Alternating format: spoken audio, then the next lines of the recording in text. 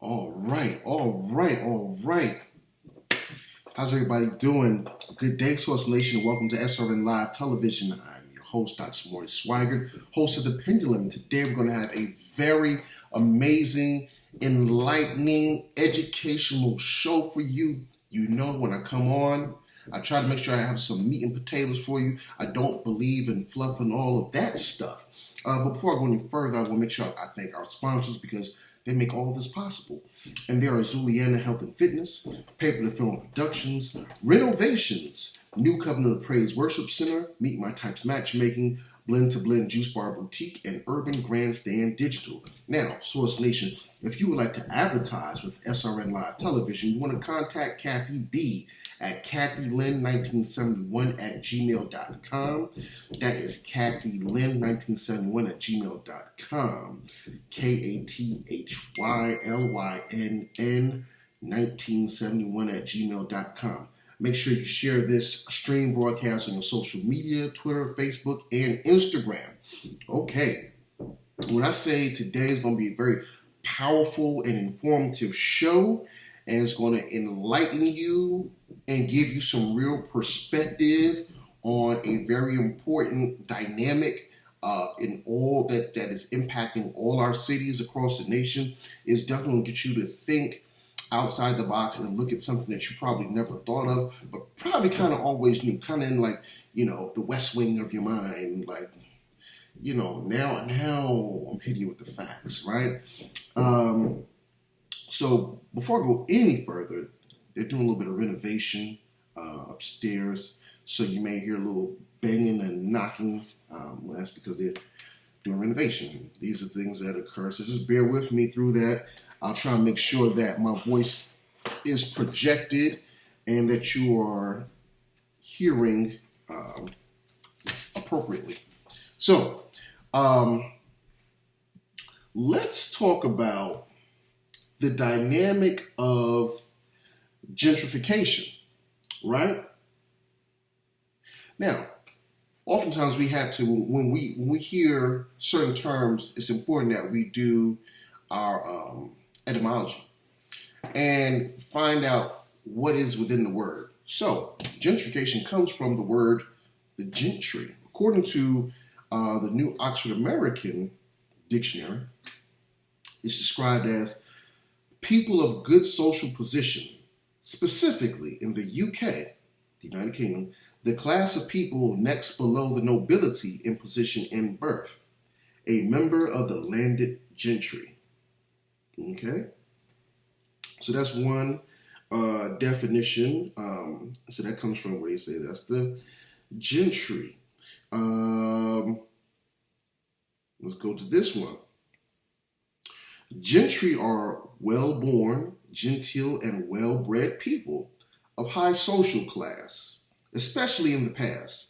In the United Kingdom, the term gentry refers to the landed gentry, the majority of the land-owning social class who are typically armigerous. I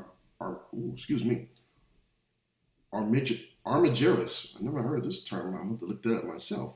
But did not have titles of nobility. All right, so that's gentry. And so then from that, we get the process of gentrification, where we know, based on the two definitions, it's centered around high-class, well-to-do people that are getting ties and to real estate and property land ownership, right? So now as we advance and progress into this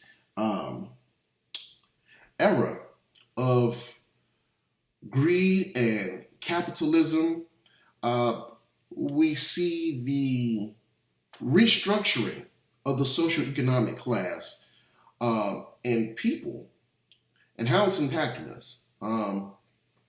We think of gentrification often in terms of you have traditional neighborhoods and communities where people have dwelled and inhabited and have lived in for a long time, an extended time, a protracted period of time. They may have grown up there as children and now adults. This may be the same community that their parents grew up in, and now the younger children are growing up in, some may be third generations in the community. And then what happens is you start to see this influx of corporations, businesses that start buying up all the property that is cheap, or property that may be deteriorating, property has yet to really be used, and the city hasn't really done anything to it. Sometimes the city kind of has a hands-off policy on some of this property and land and real estate in hopes that they can land a higher bidder. And usually the higher bidder are these corporations and these companies. And so you'll see that, you have city councils, they set up different zones, districts, and ordinances on certain properties. And so this is why it's important for you to attend your city council meetings. And so what happens is they will develop policies and plans with 10, 20, 30, 60-year projections that the average citizen may not be privy to or is unbeknownst to them.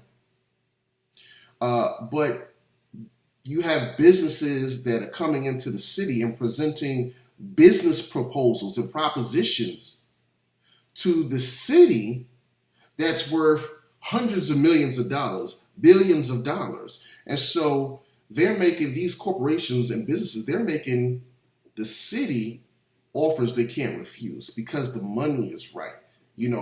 More than what maybe a citizen would say, oh, well, you know what, I'll pay $300,000 to mortgage. If somebody's saying they're coming through like, look, putting $20 million down. What do you think the city going? Okay, well, we're going to go with the 20 million. Harry and Joe, we're glad to know that you can afford $300,000, but we got something that's, he's got about 20 million, and that sounds a whole lot better. So this is what happens. And so what we've seen primarily happen all throughout New York City, the Brooklyn, Bronx, Staten Island, Queens, Manhattan, the 5 boroughs, all over in Jersey City, Newark, all up in Philly, all in Chicago, all the major cities. Let's not talk about Los Angeles. This is happening. Atlanta. This is happening in all the major cities. The tentacles of corporate America and businesses are extending now. Like if we're talking about cancer when it grows and spreads, it's called metastasize. The tentacles and the growth of these companies and corporations, they are metastasizing out from their normal seated, anchored position in states. Now they're going into all these urban areas where typically you now have a densely, highly populated concentration of families. And particularly what we see happening is in a lot of highly populated minority areas. This is where you'll see a lot of Blacks, African Americans. You'll see a large amount of Latinos. And even you'll have white Americans, but of a lower economic status. So now these corporations and everything, they're coming through and they're displacing the inhabitants of these communities that have been long-term inhabitants or residents of these communities, and they're forced to be uprooted and find residence someplace else. So basically, they're playing musical chairs with people's lives, right? So this whole broadcast right here that I'm about to go in on is a dimension that people do not talk about a lot. See, when we think of gentrification, we think of, oh, well, Starbucks then came up inside here. Whole Foods then came up inside here. This Yes Organic stores then come up inside here. This hot yoga studio has then came up in here. This pet care emporium has then came up in here. This coffee shop has then come up in here. This lounge and bar has come up in here. The cycling shop, bicycle cycling shop has then come up in here and taken up our land. It's then bought up these houses. The this new restaurant string of restaurants and chain malls has come up in here and uprooted what used to be considered home. And with that comes the owners of these establishments and the employees of this establishment. Where do they stay? So most people try to now is to live close in proximity to where you stay. People are now getting tired of having to commute through traffic more than an hour. You know, if you're from the DMV, you know what that's like going up and down 395 South and 395 North in the morning and evening. That's a headache unless you got Easy Pass. You're easily talking about 2 hours in traffic. So that means you have to wake up earlier in the morning, or earlier than 5 in the morning. So let's get into this, because there's a silent hand that we don't talk about. And the silent hand I want to talk about, the silent partner that helps fuel gentrification, is, drum roll please, your colleges and universities. Yes, I said it. Colleges and universities are one of the biggest unspoken silent partner, silent hand in the process of gentrification in the 21st century. Yes. See, we always think, colleges and universities, go to college. I'm not saying anything wrong with going to college, but understand the purpose of college is education and preparation for the world, right? But there is a dual use in universities and colleges that's being applied now, and it's outside of the realm of academics in a lot of these instances. Now, let me give you a quick backdrop of how and why I came to doing this episode on the silent partner gentrification being colleges and universities. So, I was off the last 2 weeks of vacation. Went down to Atlanta, spent time, kicked it with some good people, just had a great time. So, I was riding with my friend, and she was like, I was like, man, y'all, I couldn't help but notice. We were going to get some breakfast, and I couldn't help but notice the skyline, the Atlanta skyline. I couldn't help but notice the roadside and just the whole terrain layout. Everywhere I turned around, you see the skeleton of a new high-rise, the skeleton of a new building being built, or a building that's almost complete. Cranes all over the place. I'm like, y'all doing a whole lot of building here. I was like, it looks just like DC. She's like, oh yeah. She was like, they're building up so much. She was like, I hate it. She was like, I hate it. And then she was telling about like how Emory University has purchased a lot of property.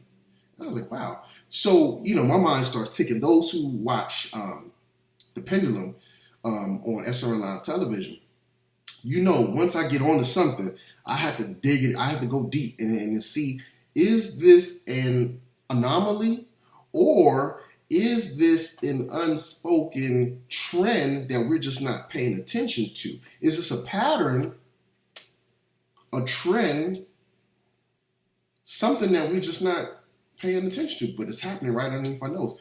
And so that's what it is. This is a trend that's been going on for a long time that we're not paying attention to. So let's jump into it.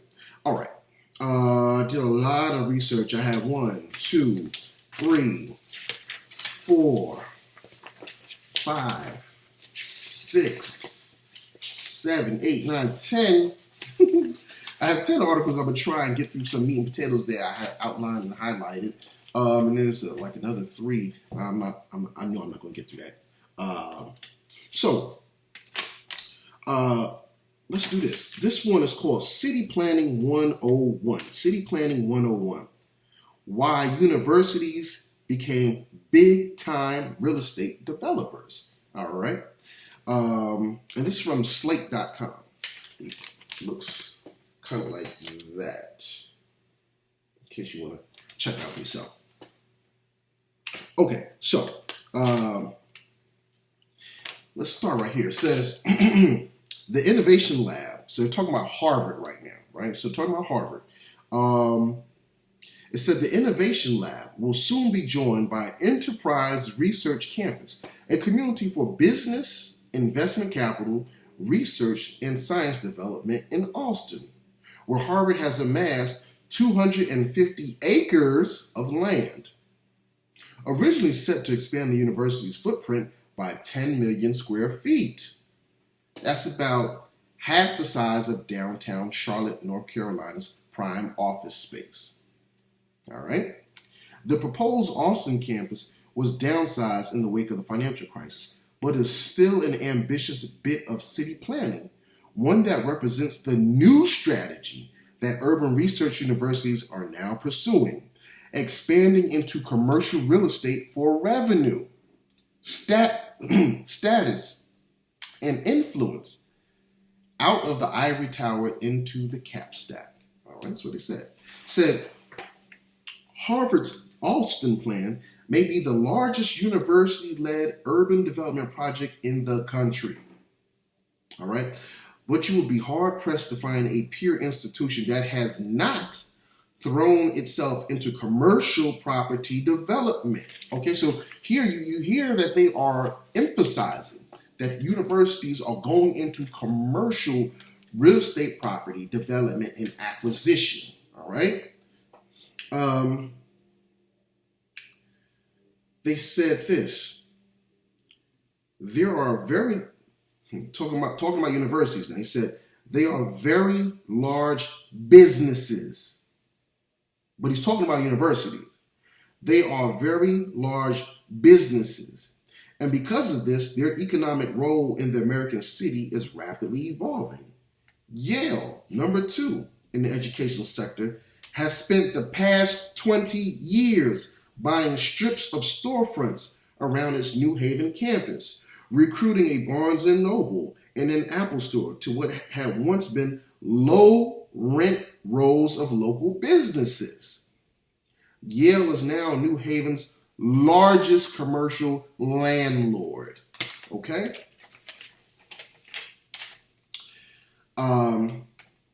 They cite something here. This is a book. It said, this activity is rooted in a deep change that has occurred in American city in the past 50 years. So this has been something going on for the past 50 years now, right? It said, in a famous 1976 essay entitled The City as a Growth Machine, sociologist Harvey Molach outlined the coalition of a private and public interest that had made economic growth the paramount goal of local government.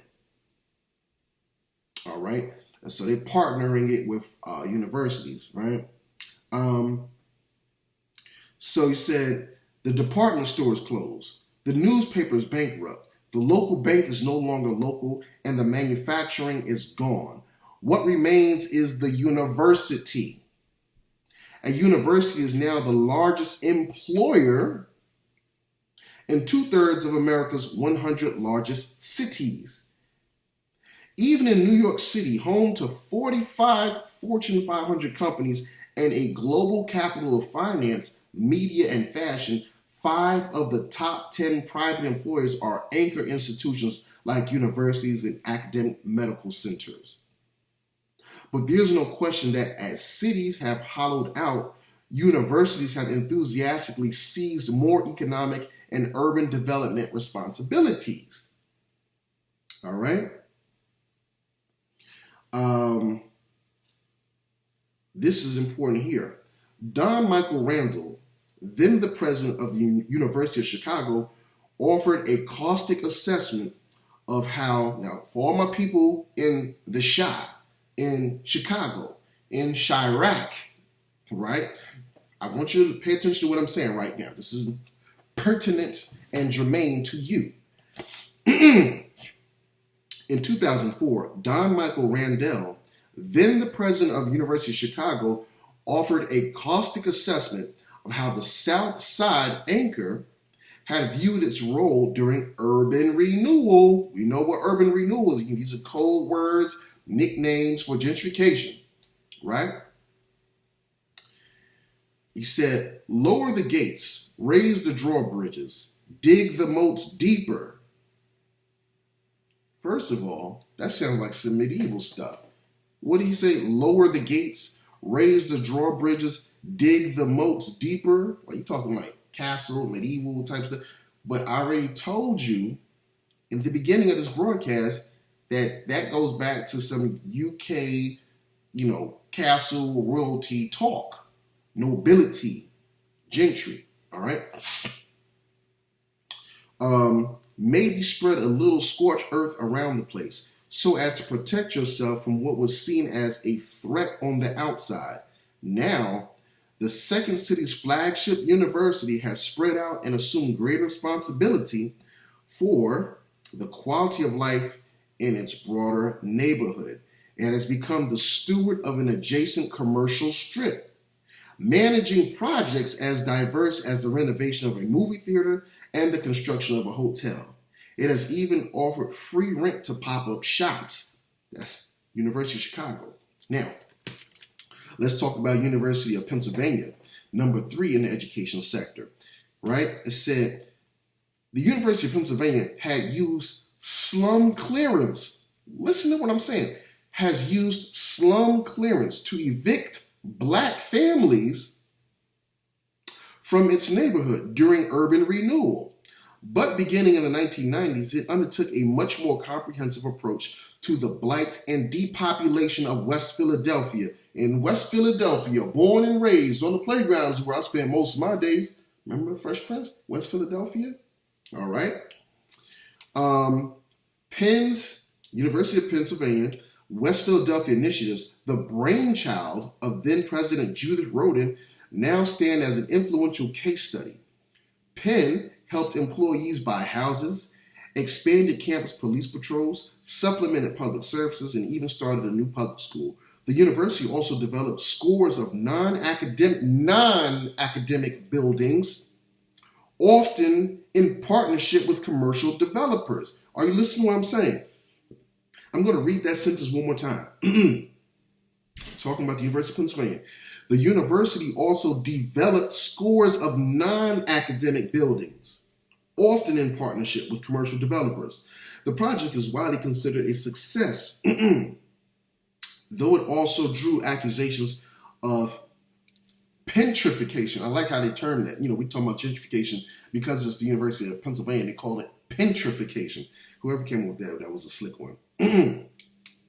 University City, the area where Penn focused initially, grew 3% to 46,500 residents between 1990 and 2010. But its black population fell by 29%, basically a third. In West Philadelphia as a whole, population grew by 13% and black population fell by 18%. So who was this impacting?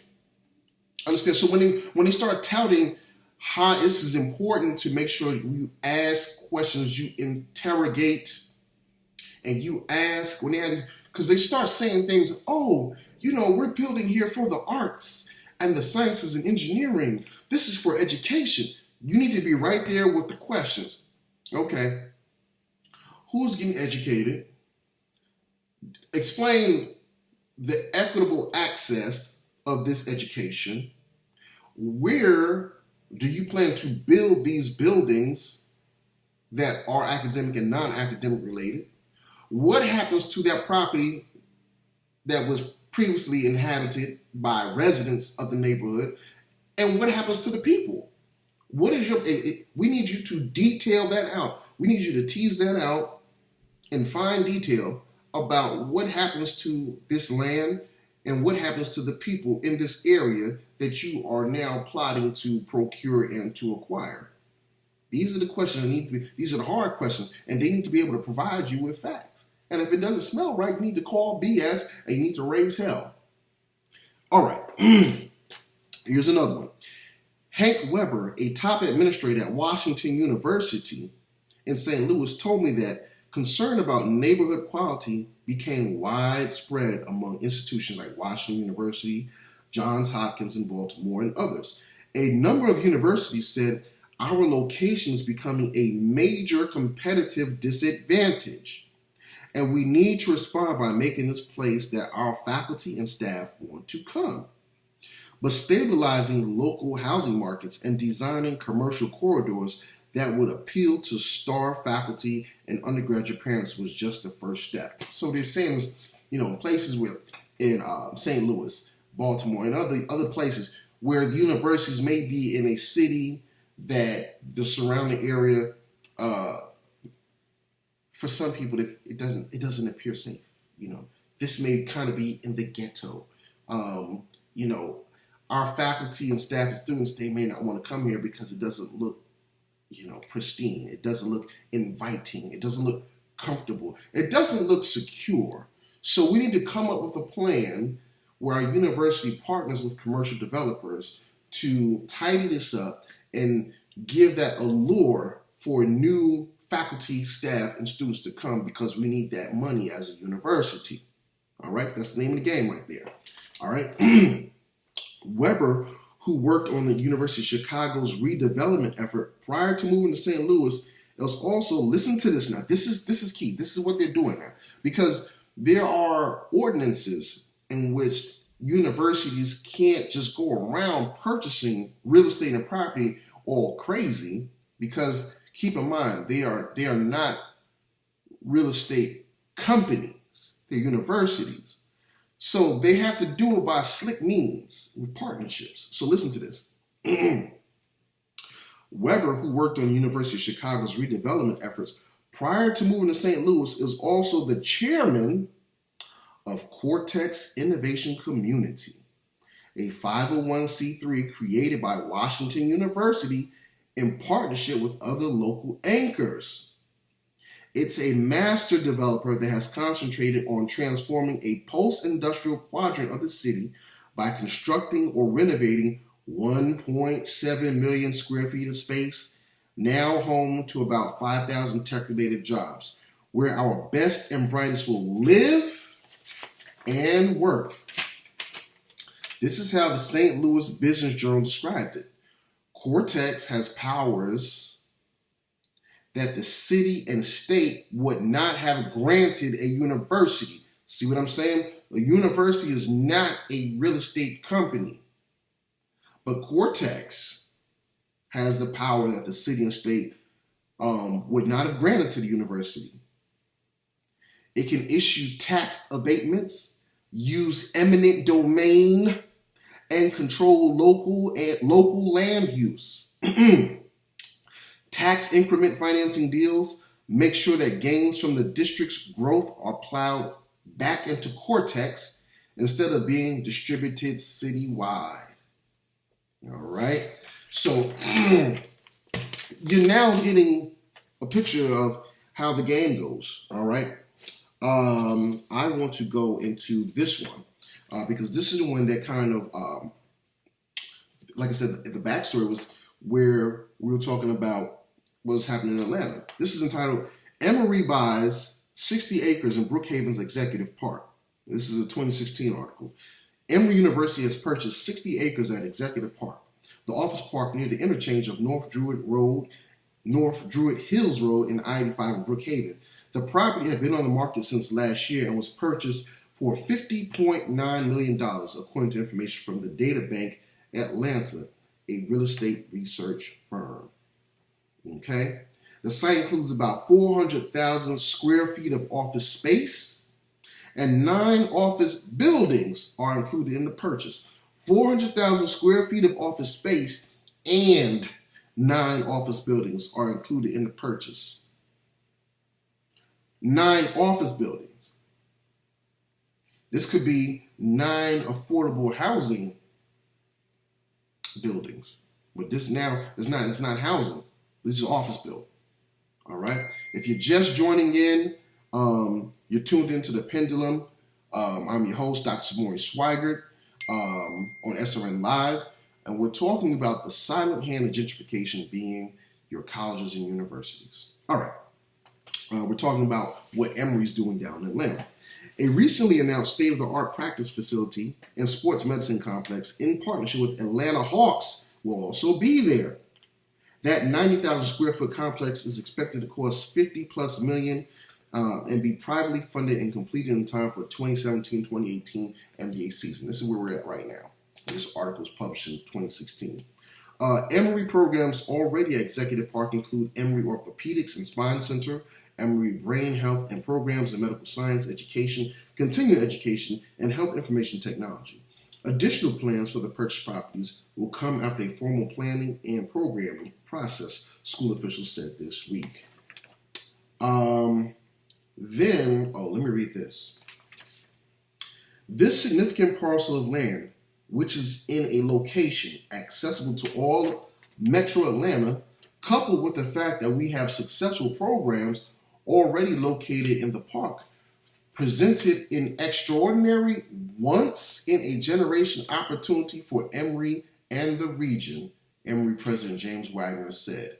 Did you hear what he said? The key phrase, a once-in-a-generation opportunity. That real estate is gone. That's it. Out of here. See, you see what's happening now. You see what's happening. Okay. I want to go to this one so we can make this clear. Once again, this is Dr. Samori Swigert on SRN Live. The show's called The Pendulum. Today we're talking about the silent hand of gentrification. All right. This one is entitled, Who Are the Biggest Landowners in New York City? All right. And so when we talk about this, I'm not talking about New York State, New York City. So we're talking about the 5 boroughs. So they list them, parks and recreations, housing preservation, New York City Housing Authority, Department of Environmental, New York City Department of Highways, Housing Trust Fund, Long Island Railroad. So these are some of them, right? But I want to go to the meat and potatoes.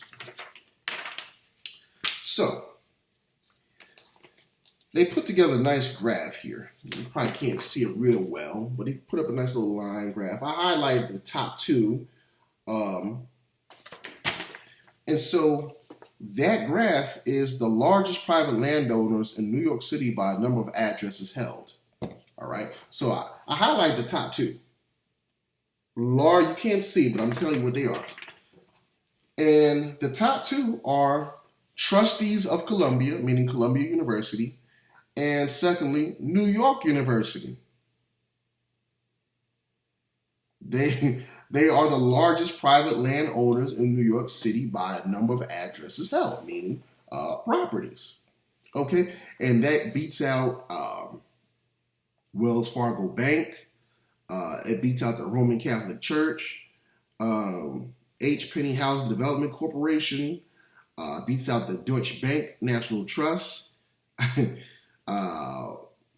beat out a lot of things. But so let's listen to what it says. Columbia University easily owns more addresses than any other private entity in New York City. Gosh. Columbia University easily owns more addresses than any other private entity in New York City.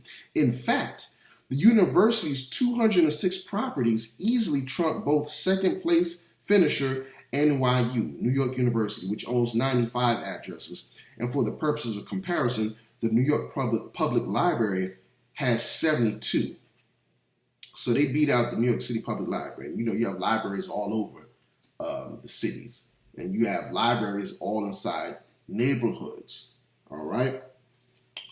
Trustees of Columbia. Columbia University is the largest landowner in New York City by a number of addresses by a long shot, owning 209 properties, twice the number of owned properties as the next largest private property holder. NYU, and almost 3 times the 72 addresses allotted to New York Public Library. For comparison, it is also a common candidate in the media for the biggest landowner in New York City, period. And indeed, according to the public record, the university is first in number, second in size, and second in wealth, though losing by a sizable margin to NYU on last count. Boom, Columbia University, all right? Let's go to another section that I had highlighted, because this is important. You can't, it's one thing to keep thinking about pet care emporiums and coffee lounges. According to the public record, now we're talking about NYU, New York University. According to the public record, NYU is the wealthiest private landowner in New York City. The wealthiest. Not the largest, but the wealthiest. All right? Although Columbia University owns more units and more land in NYU, it does so in a quiet Upper Manhattan location, while NYU's position in Washington Square Park puts it in one of the most expensive real estate markets in the city and thereof the world. This hands NYU, New York University, the victory with a small margin in expense. Perhaps this lends credence to concerns often cited amongst disenchanted students that NYU is a real estate business in disguise. Woo! Do you get that? Do you get that? The students of NYU said NYU is a real estate business in disguise. Whew. Okay. Let's move along to another one. So, where my Philly heads at? No, I'm not going to do Philly yet. I'm not going to do Philly. I'm going to go to Washington. And then we're going to have a field day on Philly. All right, so, yeah, we got some good time. Washington, D.C., heavily gentrified. Stay in the DMV right now. Broadcasting live from the DMV right now, right? Washington, D.C., if anybody knows, is, when you say gentrification, that's you might as well just say that's what it is. Don't even call it like, that's what it is. That's what's happening. So, this article right here is in the Washington City paper, right? If you get a chance to check it out. It's called The Halls of Earning, GW's Continuing Adventures in D.C. Real Estate. GW, meaning George Washington University. All right? And this was published in 2014. So this is 4 years old. But nonetheless, it serves as concrete, objective evidence of what's happening.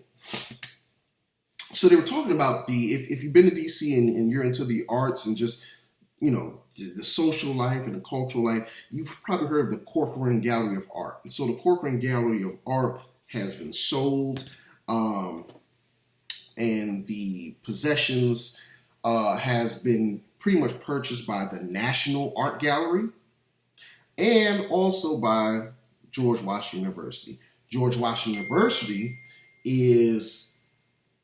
they have actually procured and acquired the gallery's real estate. So a lot of the art went to the National Art Gallery, but the actual real estate, like the land and the acres and square footage, George Washington University purchased that. All right, so let's get into this. George Washington University will be the proud new owner of the 135,000 square foot Corcoran building. Together with its college and hefty costs of renovating it, it will run at least in tens of millions of dollars. It's the latest step in a heady expansion for the university that's seen it become one of the largest real estate owners and landlords in the city. Talking about GW University. Columbia University is biting a major chunk out of Harlem. Georgetown recently opened a school of continuing studies downtown, and New York University now has an outpost in Abu Dhabi. But George Washington University's growth stands apart for its motivation, which lies largely in the realm of finance rather than just academics. With real estate prices exploding in DC, it's a logical strategy, if not always a popular one, with the neighbors. I like how they articulate that. GW is often cited as the second largest landowner in the city, behind the federal government. According to GW's financial reports, the school's real estate investment has tripled in the past decade, growing to $813 million last year. So the school has $813 million set aside for investment in real estate. All right? In real estate. Now,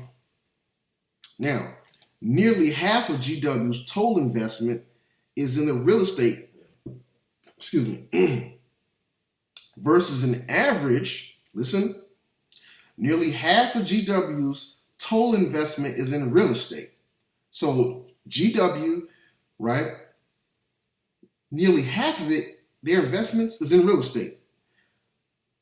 As compared to other countries, other colleges across the country whose investment in real estate is 7%.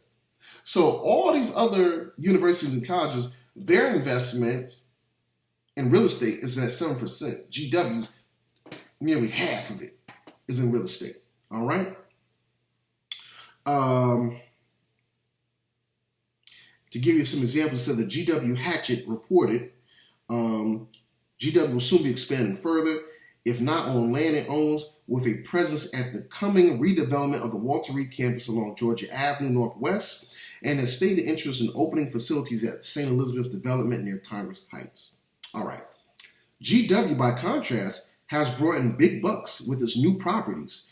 Take the project known as Square 54 on Pennsylvania Avenue Northwest, which the university has leased to developer Boston Properties on a 60-year ground lease. So the university has this property. They are leasing a 60-year contract with Boston Properties. The $360 million development now includes plenty of amenities for GW students, not neighbors, not citizens of the city or residents, but students. The high-end residents at the Avenue were dozens of students, or rather their parents. And they shell out nearly $4,000 a month for luxury off-campus living. $4,000 a month, which includes a Whole Foods supermarket, several casual and not so casual eateries, as well as a Citibank, and 400,000 square feet of offices. Boston Properties, who has a 60-year lease with GW, pays GW about $9 million a year per year for the site. Money university officials have said they used to keep tuition down, even if tuition is at $47,343 before room and board. Before room and board, good Lord. It's among the highest in the country, and fund other expansion projects like a science and engineering hall that is expected to open later this year. According to GW's latest financial report, in 2013, the university earned $78 million in property rents and appreciation. You hear? This is big time game right there. The university earned $78 million in property rents and appreciation because they're what? They entered the real estate game. That's more than 3 times the $22 million the university gained in contributions to its endowment. And that's something that we also have to think about as we talk about universities and colleges and their endowments and the money that they have that alumni contribute back and that the university happens to fundraise and has in their coffers to use as they see fit. We're going to see a change in a lot of the landscape. The university has long used income from investment properties as a source of non-enrollment driven revenue to fund its academic mission. Okay. I want to go here. So, you have a alum from GW. His name is Asher Corson. He's a neighbor and an alumnus. He graduated from GW in 2009 and is already the longest serving member of the Advisory Neighborhood Commission for Foggy Bottom and West End. So that's just a neighborhood in DC. But he's questioning the expansion of GW and its property and its real estate holdings. So this is what he said. Now he's a neighbor and he's an alumnus, right?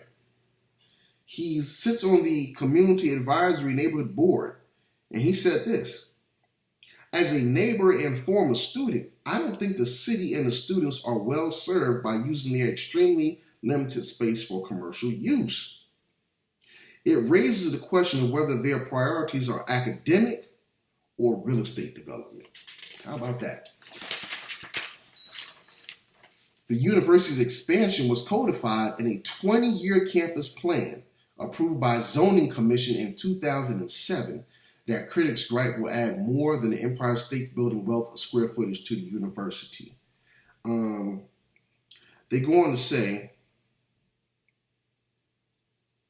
many feel the neighborhood got very little for the incredible density and makes it hard to share this precious Foggy Bottom area in peace.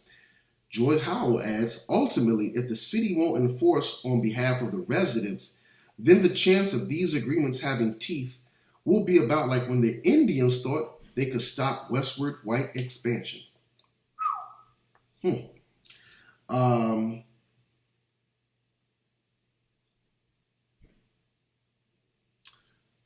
not going to that part. We need to, so check that out. Let me see. Time is kind of ticking down. I want to get to something else. We said we're going to go into Philly. All right. Let's talk about gentrification. Right? Let's talk about gentrification in depth a little more. So, there is an article called How Gentrification Turned Black Bottom into University City and Changed the Neighborhood Forever. You can, that's what it looks like if you're able to Google that title, read up on it for yourself. Let's jump into it. So, it says the majority, so we're talking about West Philly now. Renters make up 92.8% of occupied homes. Renters, all right, so they don't own anything, they rent. While only 7.2% of homes are occupied by homeowners. The median home value in University City, quote unquote West Philly, is $314,300, which represents a 4.8% increase over last year. Now, this article was written in 2015, all right? So listen to the origin. It says, the name University City wasn't used to describe the area until the 1950s, when developers wanted to market to faculty members from Penn and trying to get them to move into the neighborhood. Before then, it was largely just called West Philly. Some residents still call it that and dismiss the University City name. All right? And they say that's nothing but a marketing scheme. History.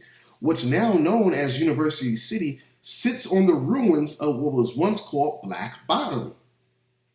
Black Bottom.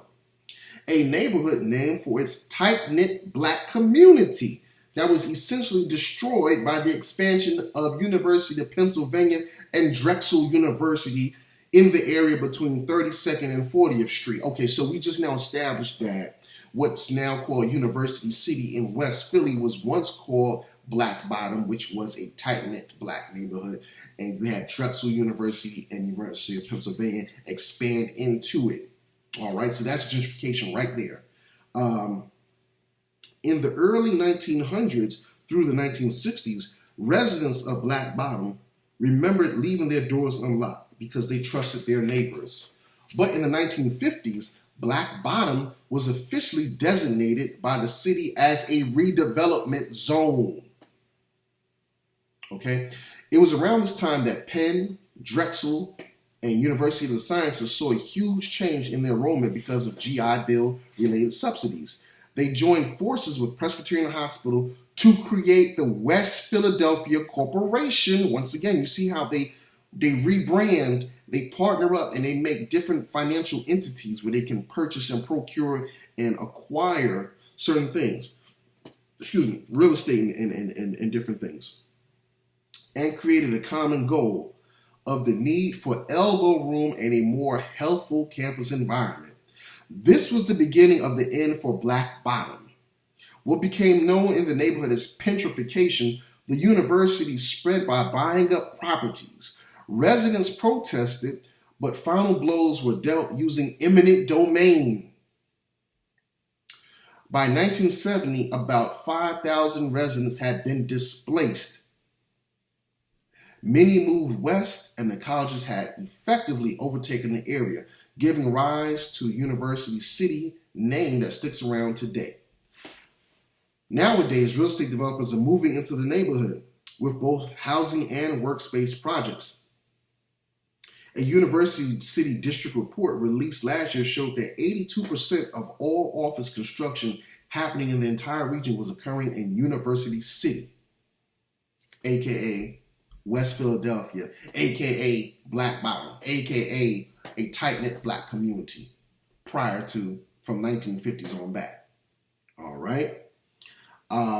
In the last 5 years, about 10 million square feet of real estate projects were developed in the neighborhood, representing a $4.5 billion investment.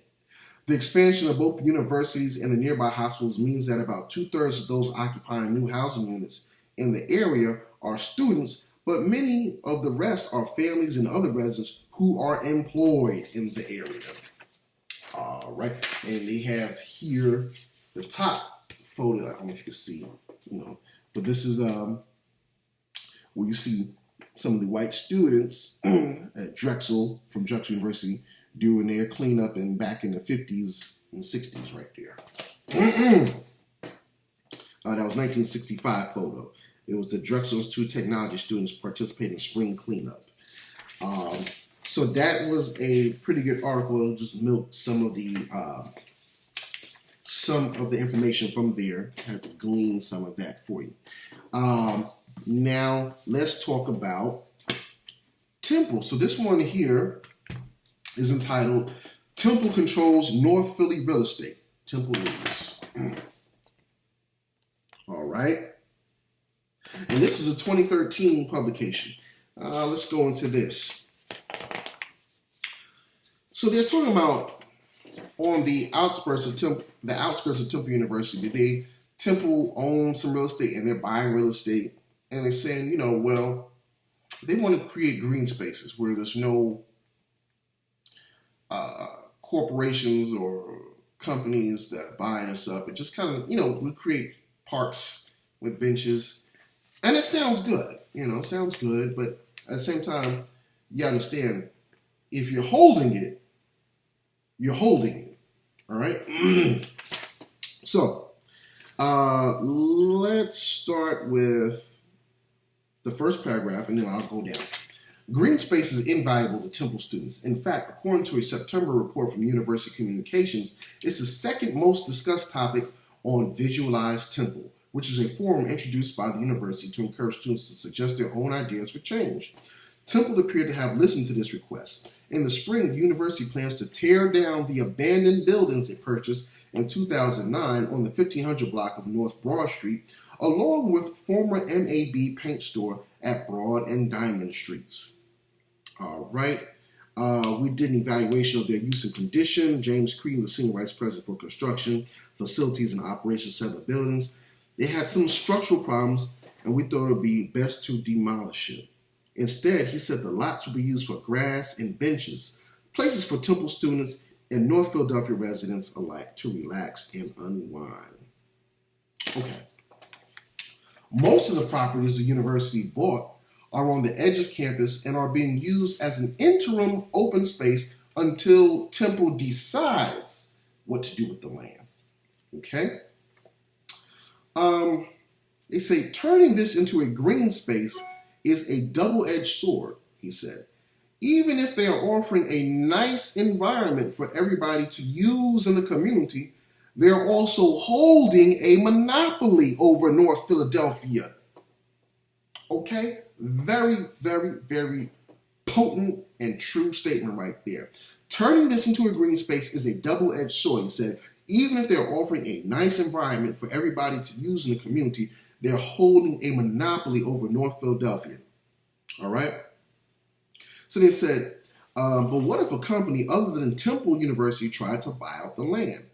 Moats said, so this was a person, said a representative from Ralph Lauren, Ralph Lauren, the clothing company, a representative from Ralph Lauren proposed purchasing the abandoned buildings and using the properties for clothing shops.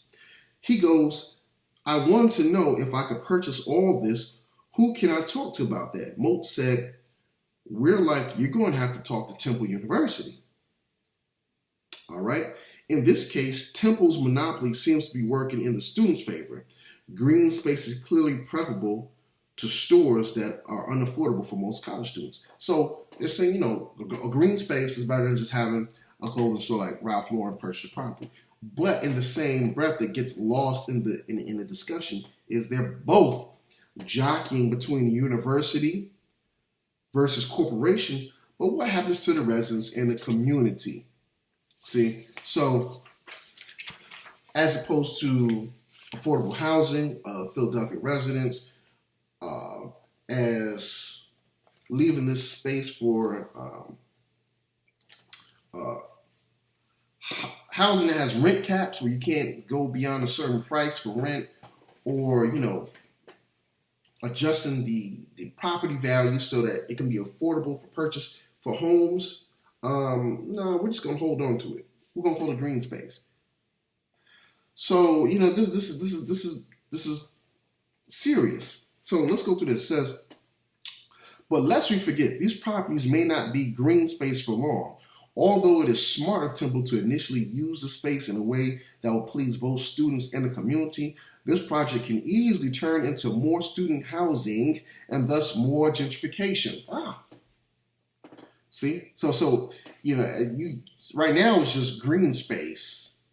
It looks good aesthetically, but they can just okay, we're going to build a dormitory right now, and now that is just not available for anybody it's only for students. So it fuels gentrification.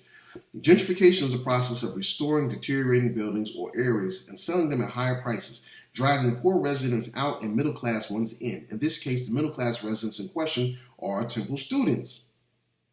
Simply owning these buildings already contributes to gentrification because nobody besides Temple can use the property. Thank you. However, turning the lots into designated green spaces could undo this action and make the land accessible for everyone. Maybe.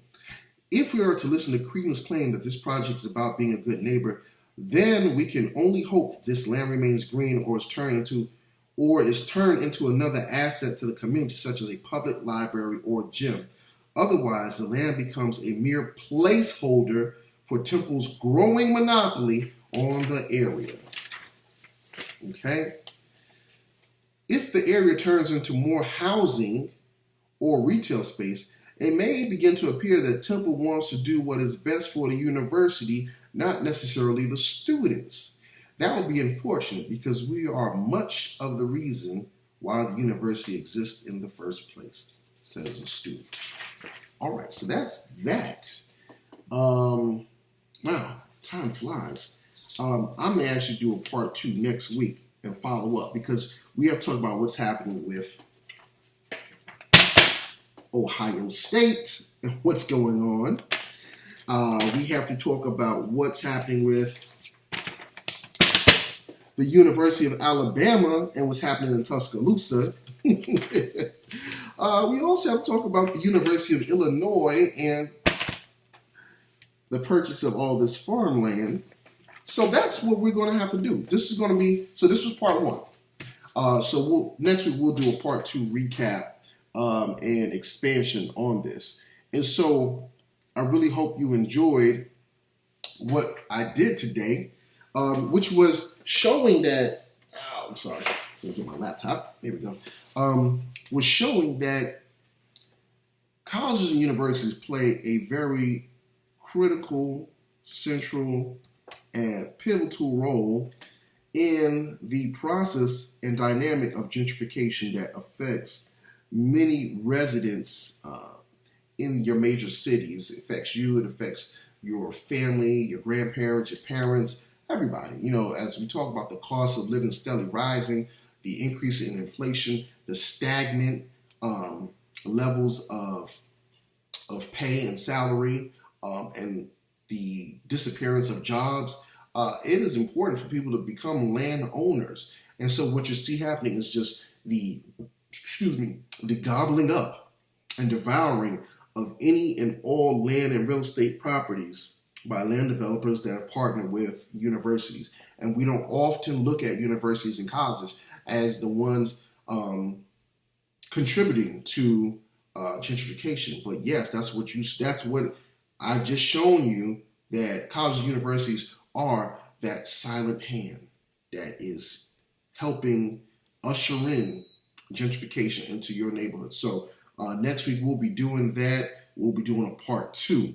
So with that said, this is Dr. Samori Swigert on SRN Live with The Pendulum every Wednesday, okay, 8 p.m. This is what we do. Once again, I want to give my thanks to the sponsors: Zuliana Health and Fitness, Paper to Film Productions, Renovations, New Covenant Praise Worship Center, Meet My Types Matchmaking, Blend to Blend Juice Bar Boutique, and Urban Grandstand Digital. Okay, and like I said, if you want to advertise with SRN Live and Source Nation, you want to contact Kathy B at kathylyn1971@gmail.com. You can also find my page on SRN Live, Source Radio Network, Samori Swigert, The Pendulum on Facebook.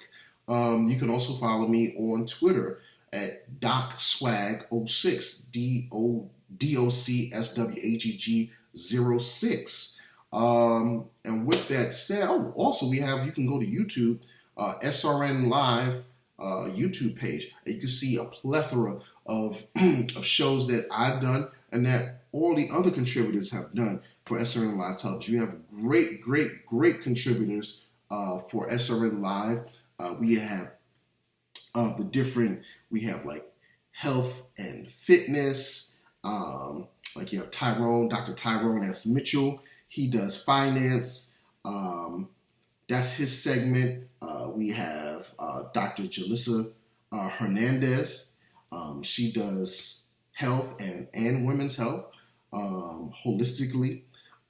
We have chefs. We have culinary skills. We have fitness shows. We have independent music. We have sisterhood building platforms. We have praise and worship platforms. So whatever your fancy is and how it tickles you, we have it. We provide it, and you need to make sure that you're tapped in at all times. And I also want to extend a rest in peace to the family of Kevin Hezekiah. Kevin Hezekiah was one of our contributors. His show used to come on before me, and Kevin Hezekiah tackled all the hard topics in politics. Very good brother. He just recently passed away. We lost a dear member of our team. So I want to make sure that we put that out there. Prayer for his family, Kevin Hezekiah. And with that being said, I am out of here, and we'll see you next week when we talk about part 2, colleges and universities, the silent hand in gentrification. All right, take care. Peace.